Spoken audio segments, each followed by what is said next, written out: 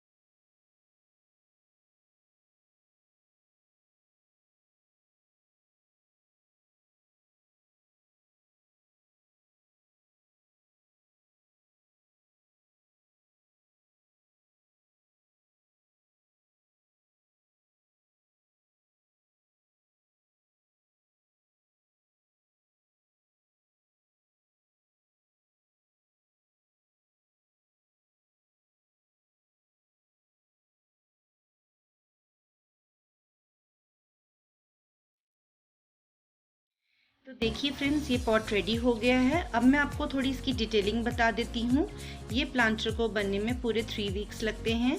जब आप इसे मोल्ड से बाहर निकालेंगे तो इसे आप पॉलीथीन में दोबारा से रैप करके रख देंगे 3 हफ्ते के लिए, तो ये पक्का हो जाएगा और फिर नहीं टूटेगा।